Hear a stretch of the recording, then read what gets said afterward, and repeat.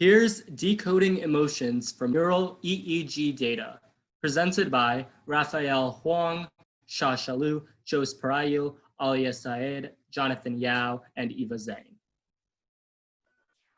Despite playing a large role in human interactions and decisions, emotions are not well understood or interpreted. Being able to classify and quantify an individual's emotions provides useful applications in many fields. Now we're going to go over a general outline of our project. Our background is broken down to 3 parts: emotions, electroencephalography or EEG, and long short-term memory or LSTM. We'll also bring to you our process for training a neural network to quantify emotions and classify EEG data. We're going to be covering our methodology, including data preprocessing and training in LSTM, major results from our research, as well as what we hope to accomplish in the future. In the next slide, John will be discussing our background. I'd like to begin with the main area of our study, emotion. Our objective is to demystify the complex nature of emotions by training a neural network to read emotions through electroencephalography or EEG data.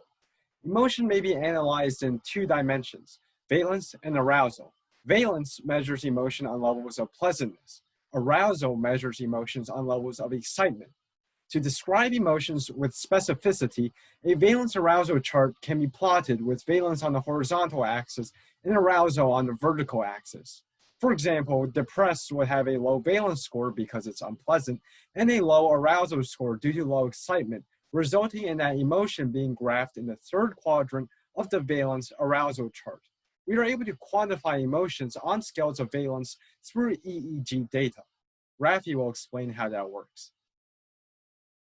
In addition to emotions, our project is also highly involved with an electroencephalogram, also known as the EEG. When we experience emotions, the EEG records electrical brain signals from non-invasive electrodes. In an EEG, there are 5 frequency bands, shown in the figure below. From lowest to highest frequency, there's the delta, the theta, the alpha, the beta, and the gamma bands. Spiking within the alpha frequency band has been shown to be correlated with the presence of various emotions, such as depression and happiness. For our neural network, we will be using an LSTM. LSTMs use filters to remember important information and remove irrelevant portions. So why is this important?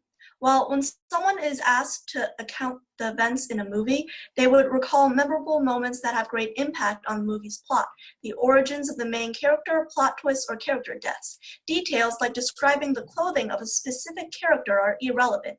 This type of information would not help in forming judgments on what the movie is like or whether or not it is worth watching.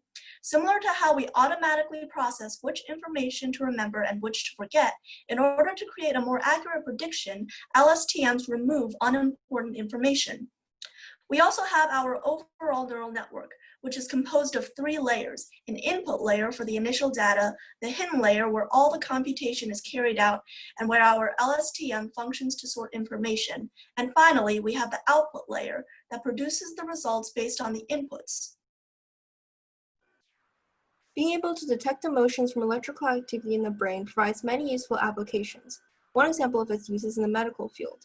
There has been increased interest in the difference between healthy individuals and those with mental illnesses such as depression, bipolar disorder, or schizophrenia.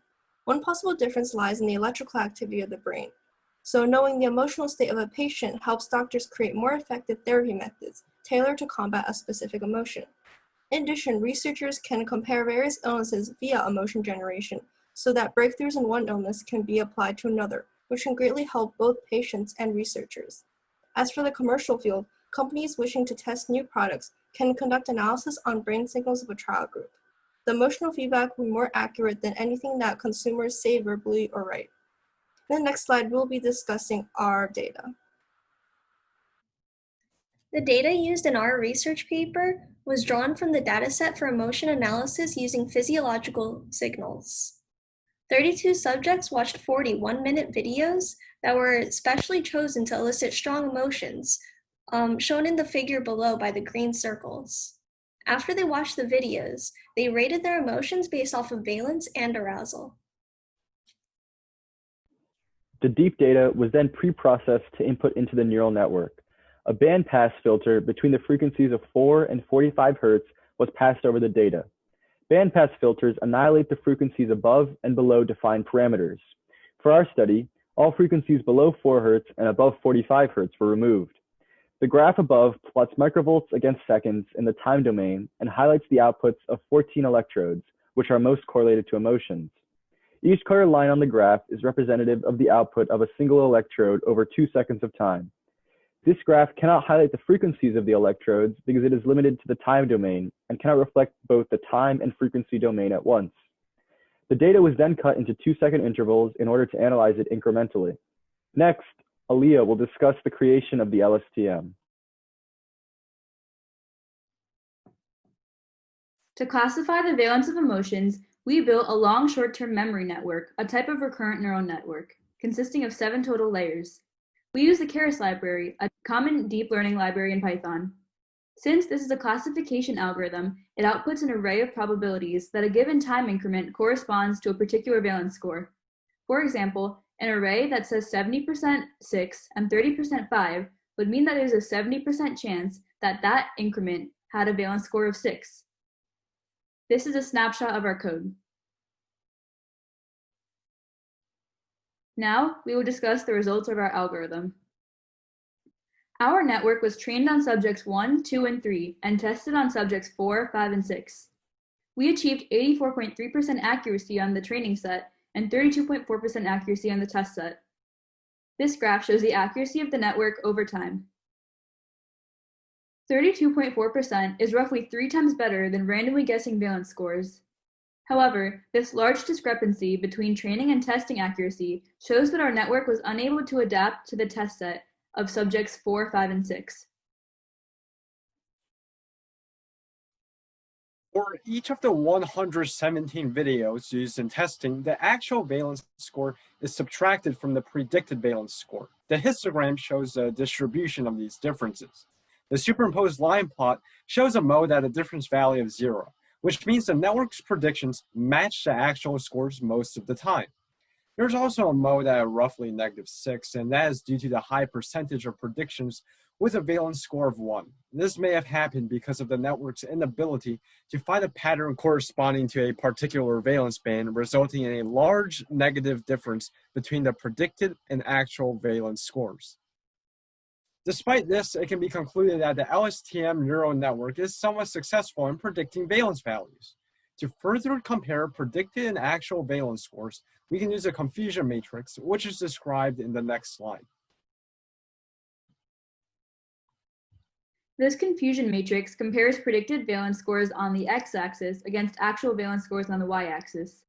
Each number corresponds to a particular occurrence. For example, the 3 in the bottom right means that there were 3 occurrences for which the actual valence score was 7, but the network predicted 9, meaning the network predicted that the person felt happier than they reported feeling.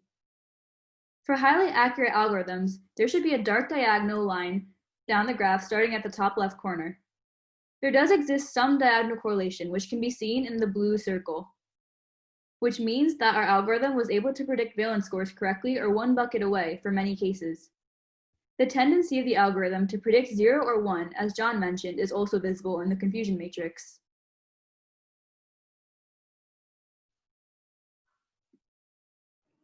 At the onset of our project, our goal was to create an LSTM neural network that could decode EEG data into discrete emotions. As we approached this goal, it was discovered that the EEG spikes in the alpha frequency, or the 8 to 12 Hz band, most directly correlate to emotion valence. Using our LSTM, we found that our neural network could achieve accuracy rates of 33% on EEG data from patients it has never seen before, and an accuracy rate of above 80% on patients that it has already been trained on. We were able to achieve our goal over the course of our research. Next, we will discuss our steps for the future. In the future, we would like to explore ways in which our research can be used practically in the medical field. This research could be used to the benefit of patients with anxiety, depression, or personality disorders.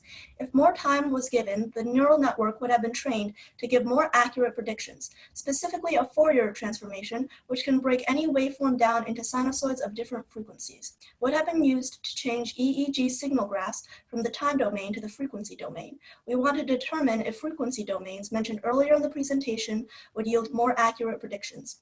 In addition, more experimentation on pre-processing techniques would have been carried out to achieve more efficient and accurate methods, and these results are believed to be due to the highly variable nature of EEG readings. The data can be so different that the algorithm is unable to generalize to other cases. If it was trained on all 32 patients instead of just 3, the algorithm would be better at adapting and accounting for the various differences. We'd like to acknowledge our following people for their help and support, and we'd also like to acknowledge our sponsors. Here's a list of our references.